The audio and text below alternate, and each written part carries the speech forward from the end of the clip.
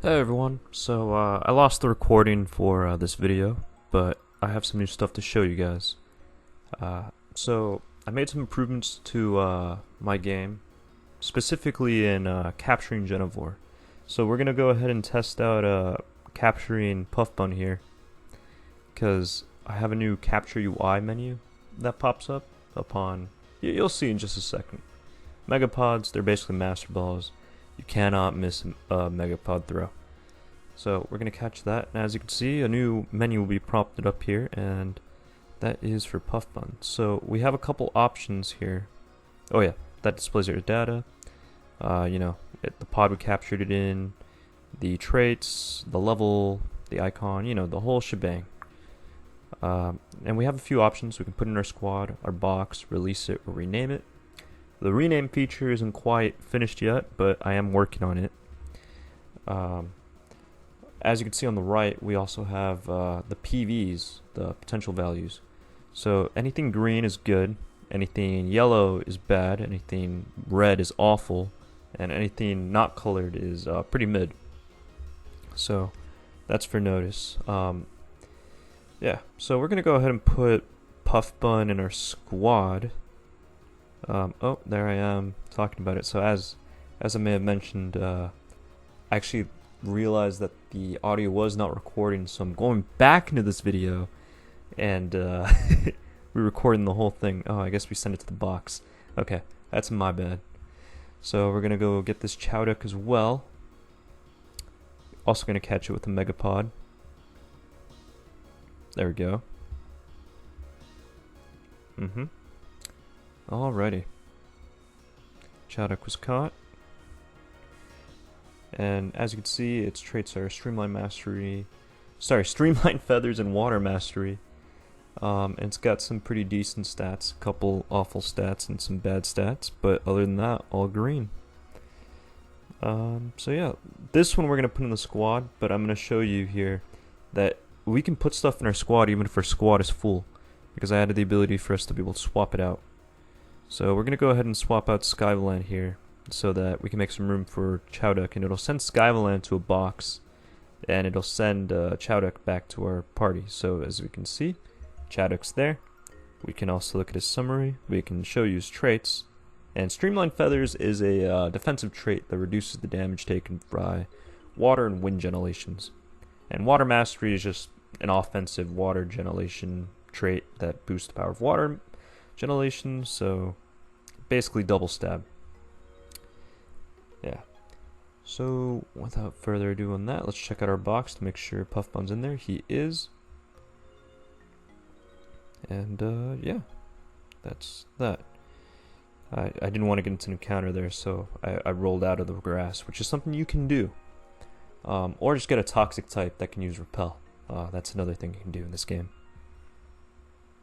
So yeah, other than that, what else was I going to show you? Right, so Genopedia changes. So I changed the Genopedia a bit. It's now more of a list with multiple databases inside of it.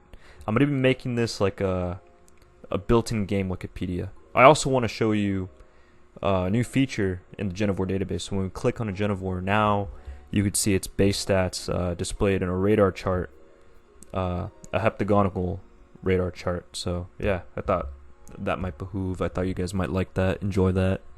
So yeah, peep that. We'll show off Chowducks as well. And the next screen, I haven't implemented it yet, but I was going to make it generations that it can learn. Maybe you're looking for a Genovor with a specific move, and you caught this one, you don't know if it's worth training or not. You can find out with this. Now, these other databases are not coded in, not working. Scan database does work, and I have too many taxonomy databases, which I'll fix in another video. But as you can see here, Puff Bun and Chowduck are in our scan database, and we have 5% scan for them. And it shows you the amount of times you've scanned and the amount of times you converted. So we're going to go catch this thistle to display the third option in the capture UI, which is releasing, because releasing Genovor in our game converts them into scan data.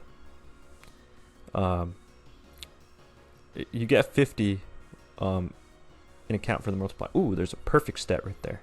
Funny thing, actually, when I caught a thistle knoll off camera, actually like half an hour ago before this video, I caught a shimmering Genovor, which is not quite a shiny, but it's like a tier right below.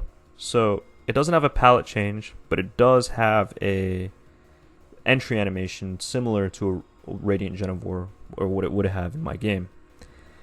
Now, I did restart the thing, so I don't have it anymore. But technically, I caught the first shimmering thistle knoll before anyone ever has, completely by accident, because I forgot I coded it in. So we're going to convert it into data. We're going to get 50 data from that, plus, you know, the 5 that we got from seeing it. And now if we go into our scan database, I can show you that we have 55. So yeah, that's that.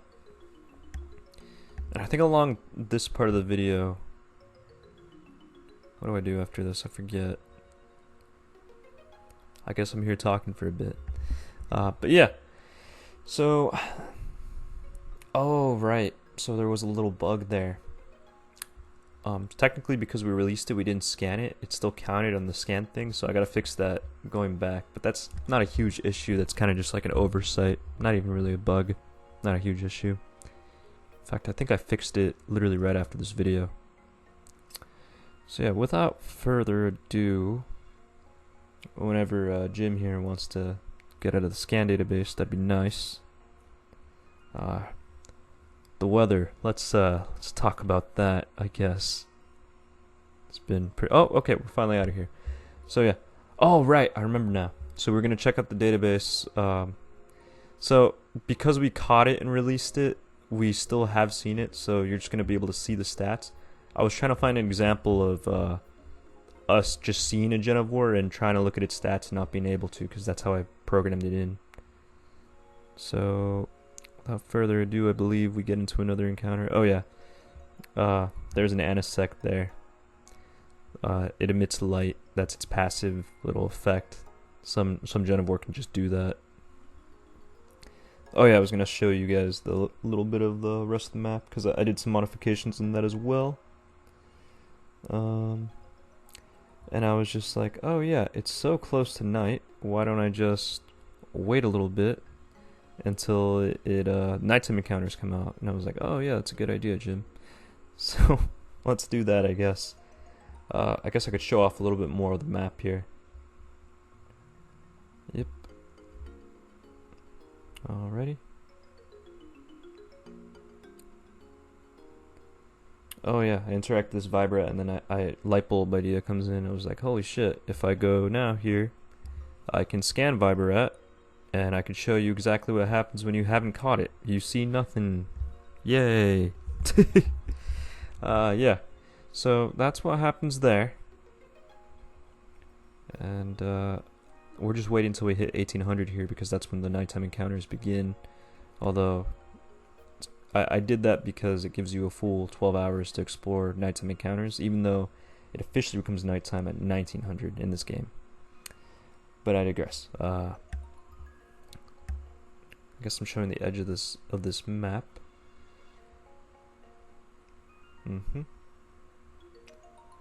Yes, indeed. But yeah, man. Yeah, I'm still trying to figure out how long I should make the days, because I did speed it up, actually. They used to be 10-minute days and 10-minute nights. Now they're 8-minute days and 8-minute nights. Let me know if you think that should be that should go by faster. I don't know how much time people are going to spend on these maps. However, there's going to be a lot of days spent, so I'm not sure if people want to spend that much time. I think 8 minutes is pretty good for day and night. But I don't know. People may want to speedrun this, so I'm not sure that is the best idea. Oh, so it's 1800 now, so now let's walk around and see if we can get any nighttime encounters. And oh, there's a thistle knoll. In the day you can find it in the grass, but at night it does appear on the overworld. Same thing with this pufferling here. Let's go ahead and get that added to our dex entry. Ooh, and a pug bat as well. Nice. If you didn't know what Pugbat looks like, here is what it looks like. That's also what Pufferling looks like. There it is. Pugbat. So yeah, if you enjoyed this video, please leave a like, subscribe, comments, any suggestions, any feedback, that'd be great. I do look at it all. So yeah, with that, without further ado, I will see you guys in the next devlog. Bye guys.